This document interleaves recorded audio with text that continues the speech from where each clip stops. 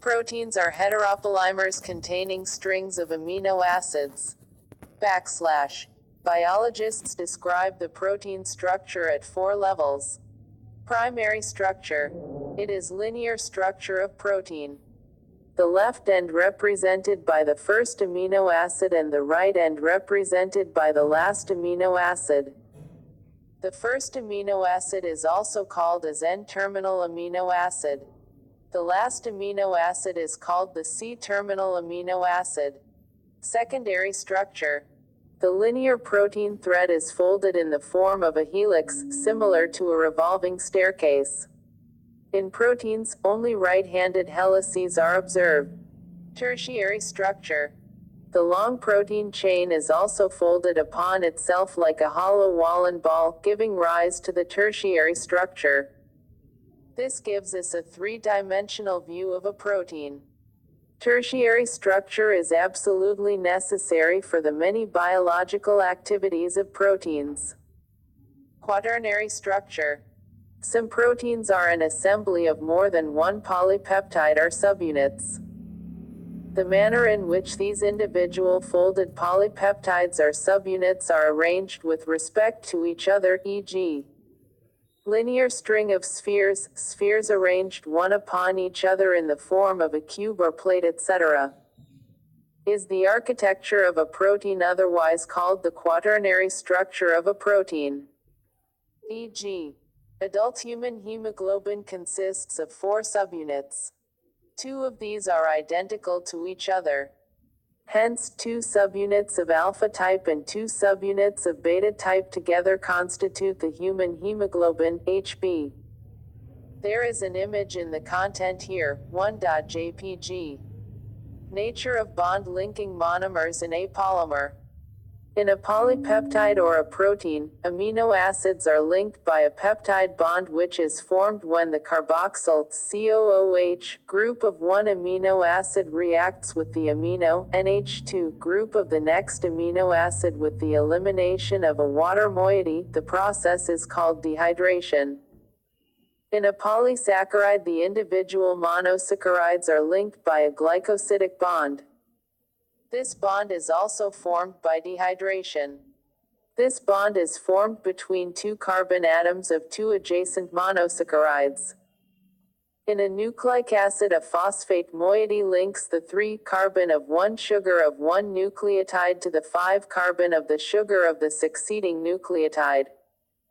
The bond between the phosphate and hydroxyl group of sugar is an ester, as there is one such ester bond on either side. It is called phosphodiester bond. Nucleic acids exhibit a wide variety of secondary structures. One of the secondary structures exhibited by DNA is the famous Watson-Crick model. Watson-Crick model. According to this model, DNA exists as a double helix. The 2 strands of polynucleotides are antiparallel, i.e., run in the opposite direction. The backbone is formed by the sugar-phosphate sugar chain. The nitrogen bases are projected more or less perpendicular to this backbone but face inside. A and G of one strand compulsorily base pairs with T and C, respectively, on the other strand. There are 2 hydrogen bonds between A and T. There are 3 hydrogen bonds between G and C. Each strand appears like a helical staircase. Each step of ascent is represented by a pair of bases. At each step of ascent, the strand turns 36 degrees. One full turn of the helical strand would involve 10 steps or 10 base pairs. On drawing a line diagram, the pitch would be 34A. The rise per base pair would be 3.4A. This form of DNA with the above-mentioned salient features is called bDNA. There are more than a dozen forms of DNA named after English alphabets with unique structural features.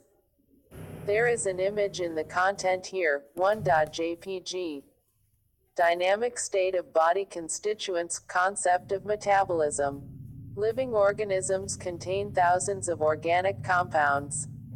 These compounds or biomolecules are present in certain concentrations, expressed as moles, cellar moles, liter, etc. All these biomolecules have a turnover. This means that they are constantly being changed into some other biomolecules and also made from some other biomolecule electrochemical reactions. Together all these chemical reactions are called. These metabolic reactions result in the transformation of biomolecules like removal of CO2 from amino acids making an amino acid into an amine, removal of amino group in a nucleotide base, hydrolysis of a glycosidic bond in a disaccharide, etc. Majority of these metabolic reactions are always linked to some other reactions or the metabolites are converted into each other in a series of linked reactions called metabolic pathways. Flow of metabolites through metabolic pathway has a definite rate and direction. This metabolite flow is called the dynamic state of body constituents. Another feature of these metabolic reactions is that every chemical reaction is a catalyzed reaction. There is no uncatalyzed metabolic conversion in living systems. The catalysts which hasten the rate of a given metabolic conversion are also proteins. These proteins with catalytic power are named metabolic basis for living.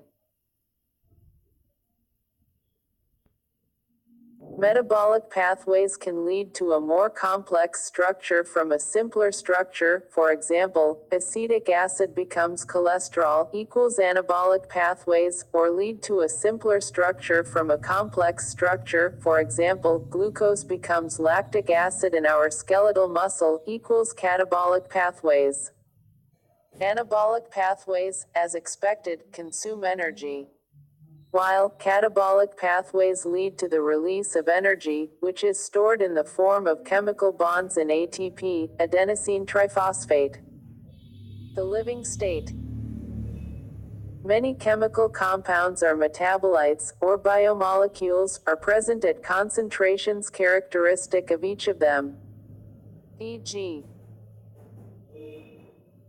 the blood concentration of glucose in a normal healthy individual is 4.5–5.0 mm, while that of hormones would be nanograms, ml. All living organisms exist in a steady state characterized by concentrations of each of these biomolecules. These biomolecules are in a metabolic flux. Any chemical or physical process moves spontaneously to equilibrium. The steady state is a non-equilibrium state, because systems at equilibrium cannot perform work. The living state is a non-equilibrium steady state to be able to perform work. Living process is a constant effort to prevent falling into equilibrium.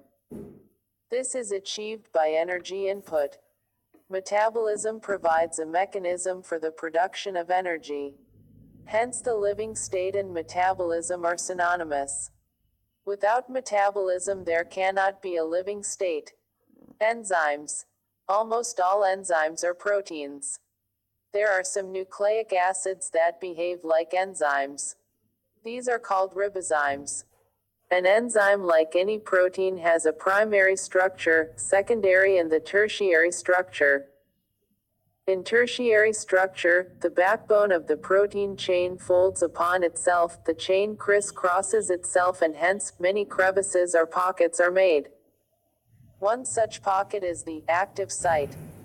An active site of an enzyme is a crevice or pocket into which the substrate fits. Thus enzymes, through their active site, catalyze reactions at a high rate. Enzyme catalysts differ from inorganic catalysts in many ways. Inorganic catalysts work efficiently at high temperatures and high pressures, while enzymes get damaged at high temperatures, above 40 degrees Celsius. However, enzymes isolated from organisms who normally live under extremely high temperatures, e.g., hot vents and sulfur springs, are stable and retain their catalytic power even at high temperatures, up to 80 degrees–90 degrees Celsius. Thermal stability is thus an important quality of such enzymes isolated from thermophilic organisms. Chemical reactions. Chemical compounds undergo two types of changes. A physical change simply refers to a change in shape without breaking of bonds. This is a physical process. Another physical process is a change in state of matter, when ice melts into water, or when water becomes a vapor. When bonds are broken and new bonds are formed during transformation, this will be called a chemical reaction. For example, there is an image in the content here, 1.jpg. Hydrolysis of starch into glucose is an organic chemical reaction. Rate of a physical or chemical process refers to the amount of product formed per unit time. It can be expressed as, there is an image in the content here, 1. Rate can also be called velocity if the direction is specified. Rates of physical and chemical processes are influenced by temperature among other factors. A general rule is that rate doubles or decreases by half for every 10 degrees Celsius change in either direction. Catalyzed reactions proceed at rates vastly higher than that of uncatalyzed ones. E.g., there is an image in the content here, 1.jpg. In the absence of any enzyme, this reaction is very slow, with about 200 molecules of H2CO3 being formed in an hour. However, by using the enzyme carbonic anhydrase, the reaction speeds about 600,000 molecules being formed every second. A multi-step chemical reaction, when each of the steps is catalyzed by the same enzyme complex or different enzymes, is called a metabolic pathway. For example, there is an image in the content here, 1.jpg. This reaction is actually a metabolic pathway in which glucose becomes pyruvic acid through 10 different enzyme-catalyzed metabolic reactions. This pathway provides different products in different conditions. In our skeletal muscle, under anaerobic conditions, lactic acid is formed. Under normal aerobic conditions, pyruvic acid is formed. In yeast, during fermentation, the same pathway leads to the production of ethanol, alcohol. How do enzymes bring about such high rates of chemical conversions? Enzymes, i.e., proteins with three-dimensional structures including an active site, convert a substrate S into a product P. Symbolically, this can be depicted as, there is an image in the content here, 1.jpg. Substrate S has to bind the enzyme at its active site within a given cleft or pocket. The substrate has to diffuse towards the active site. There is thus an obligatory formation of an S complex. E stands for enzyme. This complex formation is a transient phenomenon. During the state where substrate is bound to the enzyme active site, a new structure of the substrate called transition state structure is formed. Very soon, after the expected bond breaking, making is completed, the product is released from the active site. In other words, the structure of substrate gets transformed into the structure of products. There could be many more altered structural states between the stable substrate and the product. All other intermediate structural states are unstable. Stability is something related to energy status of the molecule or the structure. If P is at a lower level than S, the reaction is an exothermic reaction. One need not supply energy by heating in order to form the product. However, whether it is an exothermic or spontaneous reaction or an endothermic or energy-requiring reaction, the S has to go through a much higher energy state or transition state. The difference in average energy content OFS from that of this transition state is called activation energy. Enzymes eventually bring down this energy barrier, making the transition OFS to P more easy. There is an image in the content here, 1.jpg. Nature of enzyme action. Each enzyme, E, has a substrate, S, binding site in its molecule so that a highly reactive enzyme substrate complex, S, is produced. This complex is short-lived and dissociates into its products P and the unchanged enzyme with an intermediate formation of the enzyme product complex, EP. The formation of the S complex is essential for catalysis. There is an image in the content here, 1.jpg. The catalytic cycle of an enzyme action can be described in the following steps. First, the substrate binds to the active site of the enzyme, fitting into the active site. The binding of the substrate induces the enzyme to alter its shape, fitting more tightly around the substrate. The active site of the enzyme, now in close proximity of the substrate, breaks the chemical bonds of the substrate and the new enzyme product complex is formed. The enzyme releases the products of the reaction and the free enzyme is ready to bind to another molecule of the substrate and run through the catalytic cycle once again. Factors affecting enzyme activity. Factors affecting enzyme activity are temperature, pH change in substrate concentration or binding of specific chemicals that regulate its activity. Temperature and pH. Enzymes generally function in a narrow range of temperature and pH. Each enzyme shows its highest activity at a particular temperature and pH called the optimum temperature and optimum pH. Low temperature preserves the enzyme in a temporarily inactive state, whereas high temperature destroys enzymatic activity because proteins are denatured by heat. Concentration of substrate. With the increase in substrate concentration, the velocity of the enzymatic reaction rises at first. The reaction ultimately reaches a maximum velocity, Vmax, which is not exceeded by any further rise in concentration of the substrate. This is because the enzyme molecules are fewer than the substrate molecules, and after saturation of these molecules, there are no free enzyme molecules to bind with the additional substrate molecules. The activity of an enzyme is also sensitive to the presence of specific chemicals that bind to the enzyme. When the binding of the chemical shuts off enzyme activity, the process is called inhibition and the chemical is called an inhibitor. Competitive inhibition. When the inhibitor closely resembles the substrate in its molecular structure and inhibits the activity of the enzyme, it is known as competitive inhibitor. Due to its close structural similarity with the substrate, the inhibitor competes with the substrate for the substrate binding site of the enzyme. Consequently, the substrate cannot bind, and as a result, the enzyme action declines. E.g., inhibition of succinic dehydrogenase by malonate, which closely resembles the substrate succinate in structure.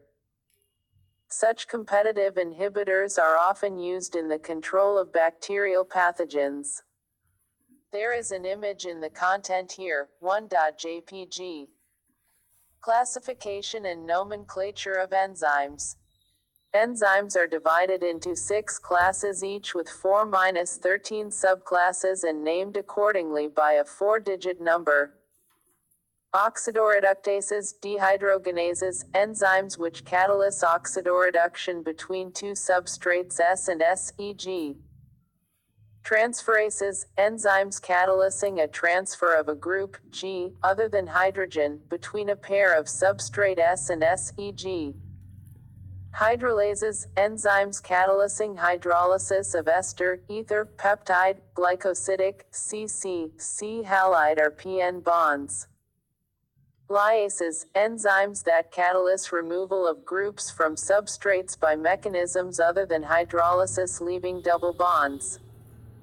Isomerases includes all enzymes catalyzing interconversion of optical, geometric or positional isomers.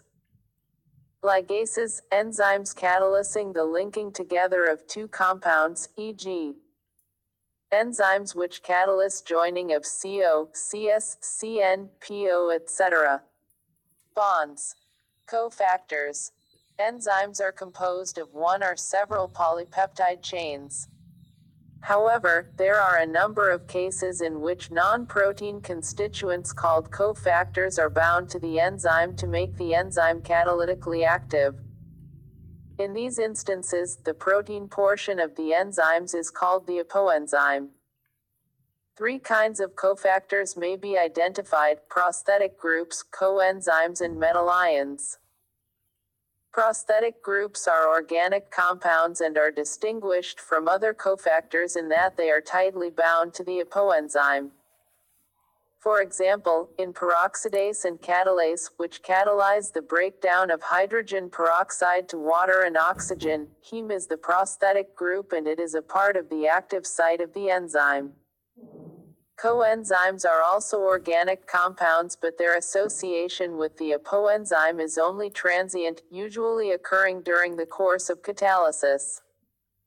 Furthermore, coenzymes serve as cofactors in a number of different enzyme-catalyzed reactions. The essential chemical components of many coenzymes are vitamins, e.g. coenzyme nicotinamide adenine dinucleotide, NAD, and NADP contain the vitamin niacin. Metal ions. A number of enzymes require metal ions for their activity, which form coordination bonds with side chains at the active site and at the same time form one or more coordination bonds with the substrate, e.g. zinc is a cofactor for the proteolytic enzyme carboxypeptidase. Catalytic activity is lost when the cofactor is removed from the enzyme, which testifies that they play a crucial role in the catalytic activity of the enzyme.